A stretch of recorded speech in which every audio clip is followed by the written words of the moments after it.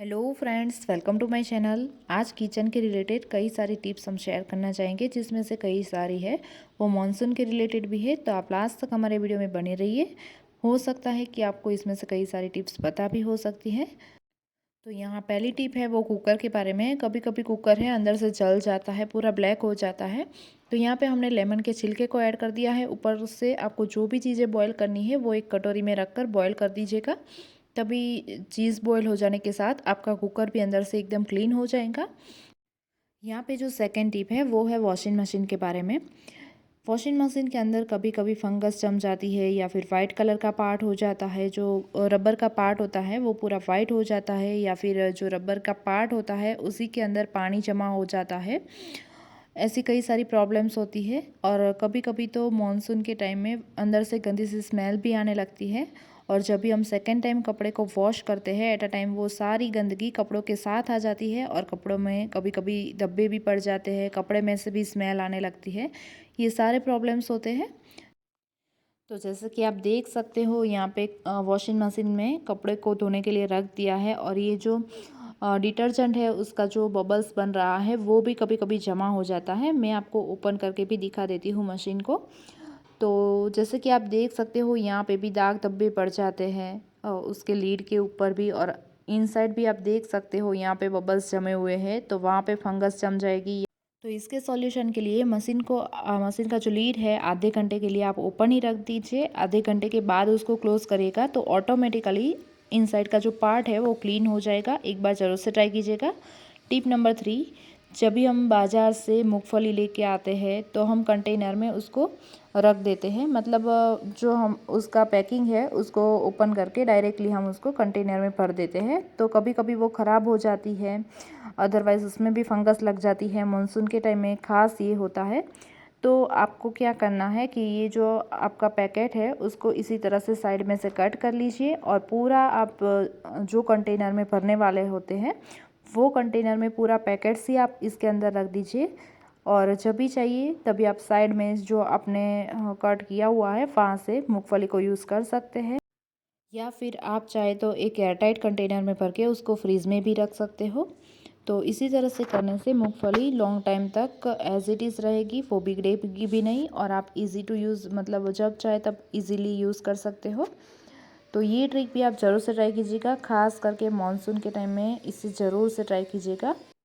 और ये टिप जो मूंगफली है उसके अलावा भी और भी कई सारी चीज़ों के लिए आप कर सकते हो, जैसे कि दाल है उसे भी आप ऐसे रख सकते हो।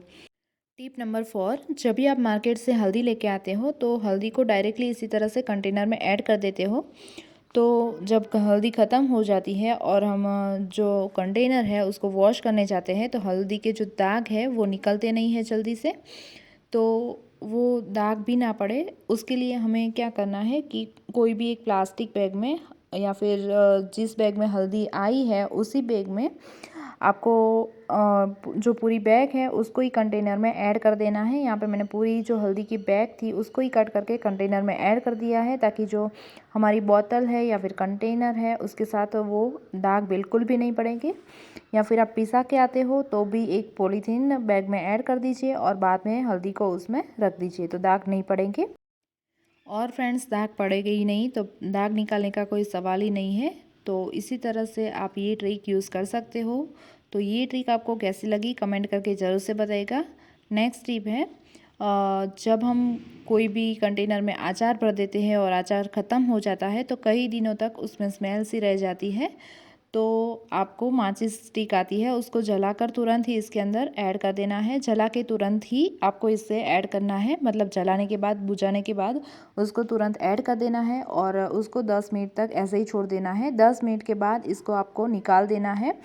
तो इसके अंदर जो भी स्मेल आती है वो निकल जाएगी। कोई भी स्मेल आती है कंटेनर में तो आप ये ट्रिक यूज़ कर सकते हो। नेक्स्ट टिप है, जब भी आप पुलाव खिचड़ी ऐसा कुछ पकाते हैं तो कंटेनर आप जो मसाला है सारा मसाला डाल के कंटेनर को क्लोज़ कर देते हो। तो ये जो लीड है आपको तुरंत ही क्लोज़ नहीं करना है। इसी तरह से आप 5 मिनट तक उबलने दीजिए। 5 मिनट के बाद आप इसको क्लोज़ करेंगे तो एकदम खिला खिला आपका पुलाव या फिर खिचड़ी रेडी होगी। तो ये ट्रिक भी आप ज़रूर से फॉलो कीजिएगा। और आपको ये ट्रिक कैसी लगी वो भी हमें कमेंट करके ज़रूर से बताएगा। इसमें से कई ट्रिक आपको पता भी हो सकती है।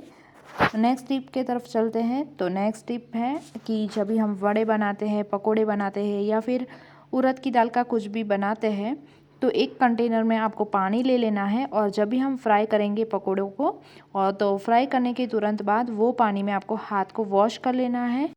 और वॉश करने के बाद हाथ को पोंछना भी उतना ही ज़रूरी है, वरना जो तेल है उसमें हाथ में से कोई भी छींटे पड़ जाएगी पानी के तो तेल को उड़ने का चांसेस रह जाता है।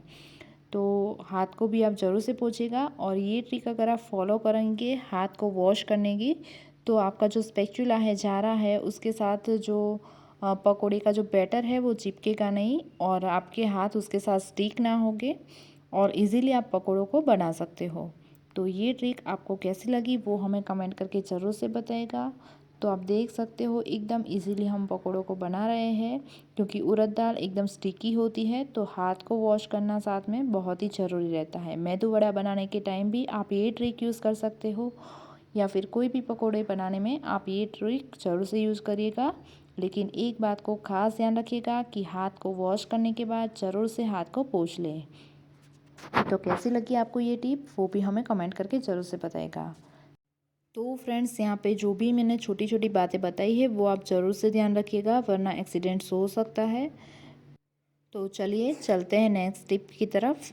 जब भी हम घी बनाते हैं तो घी बनाते टाइम जब भी आधा घी बन जाता है तभी दालचीनी का एक टुकड़ा उसमें ऐड करिएगा। दालचीनी का टुकड़ा ऐड करने से घी है वो लॉन्ग लास्टिक रहेगा, लॉन्ग टाइम तक ये वो एज इट इज़ रहेगा, वो बिगड़ेगा नहीं, उसमें कभी फंगस नहीं लगेगी। तो ये टिप भी आप ज़रूर से फॉलो करिएगा और साथ में ही आपका जो घी है एकदम दानेदार बनेगा और उसमें से स्मेल भी नहीं आएगी कभी। तो ये टिप्स भी आप ज़रूर से फॉलो कीजिएगा। तो चलते हैं अभी नेक्स्ट टिप की ओर। जब भी हम आलू को बॉईल करते हैं तो कभी कभी वो ओवर बॉईल हो जाता है, ओवर कुक हो जाता है। तो जब भी हम उसको नाइफ़ की मदद से निकालते हैं, जनरली कई लोग नाइफ़ की मदद से ही उसको निकालते हैं या फिर स्पैचुला की मदद से निकालते हैं, तो जो आलू होते हैं वो ओवर कुकिंग की वजह से बीच में से कट हो जाते हैं या फिर अंदर ही रह जाते हैं छोटे छोटे पीसेस में। तो उसका सॉल्यूशन है कि जो आलू है उसको आप इसी तरह से फ़ॉर्क की मदद से निकालिए। फ़ॉर्क की मदद से निकालने से एक्स्ट्रा पानी भी उसमें रह जाएगा और आलू भी एकदम इजीली से निकाल पाओगे आप देख सकते हो बिल्कुल इजीली बिना टूटे ये आलू को हम निकाल रहे हैं और पानी भी बिल्कुल नहीं रहता है, मॉइस्चर भी नहीं रहता है। तो ये ट्रिक भी आप ज़रूर से एक बार फॉलो कीजिएगा और बाद में हमें कमेंट करके भी बताइएगा कि आपको ये टिप यूज़फुल लगी। और ऐसी और कई सारी टिप्स के लिए हमारे चैनल को सब्सक्राइब कीजिए। Thank you for watching.